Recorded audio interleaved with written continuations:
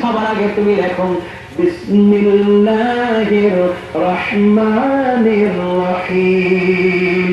বিসমিল্লাহ লেখো। আমার নবীর কথায় বিসমিল্লাহ লেখা শুরু করবে, সুহাইল সেখানে বাধা দেয়। তো কেন বাধা? তোমাদের বিসমিল্লাহ, তোমাদের আল্লাহ আমরা চিনি না, সুতরাং এই চুক্তি আমরা করবো না। তাহলে কি চুক্তি? আরবে তখন তারা বলতো আল্লাহুম্মা। কি বলতো? আমরা বিভিন্ন দোয়া আল্লাহুম্মা বলি না, তারা এইভাবে আল্লাহকে ডাকতো। তারা তো শিরিক করতো, পূজা করতো, তারা স্রষ্টাকে মানতো, তারা নাস্তিক ছিল না, কিন্তু তারা কি করতো? আল্লাহর সঙ্গে শিরিক করতো। বিভিন্ন দেব দেবী এগুলো তারা পূজা করতো। লাত মানাত উজ্জা এরকম হুবল নামক দেবতা তাদের ছিল।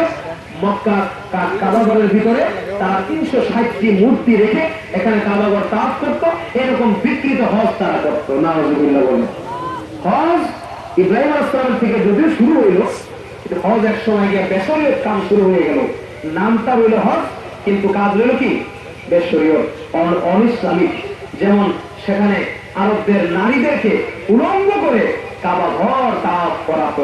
নাউযুবিল্লাহ। আমাদের দেশে শিব পূজা আছে না? আছে কিনা জানেন? লিঙ্গ পূজা যেটাকে বলে আর কি। যাই হোক, সেটাকে বলি না। তো বিসমিক আল্লাহুম্মা।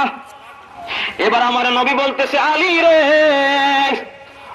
আলী লেখো আল্লাহ রাসূল তথা মুহাম্মাদুর রাসূলুল্লাহ সাল্লাল্লাহু আলাইহি ওয়াসাল্লামের পক্ষ থেকে কুরাইশদের প্রতিনিধি, কাফেরদের প্রতিনিধি সুহাইলের সঙ্গে হুদায়বিয়া নামক প্রান্তরে শান্তির চুক্তি। সুহাইল কয় এটাও মানবো না। নাউযুবিল্লাহ।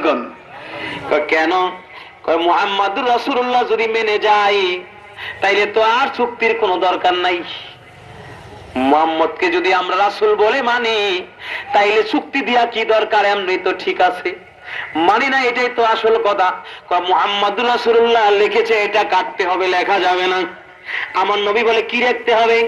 আমরা তোমাকে মুহাম্মদ ইবনে আব্দুল্লাহ মানি, আব্দুল্লাহর বেটা মুহাম্মদ মানি, ওই রকম লিখতে হবে। মুহাম্মদ ইবনে আব্দুল্লাহর পক্ষে এবং সুহাইলের পক্ষে শান্তি চুক্তি। আমার নবী কয় মানলাম, তবুও তোরা মানুষ হ। সুবহানাল্লাহ। আমার নবী ডাক দিয়ে বলে, আলী রে, ও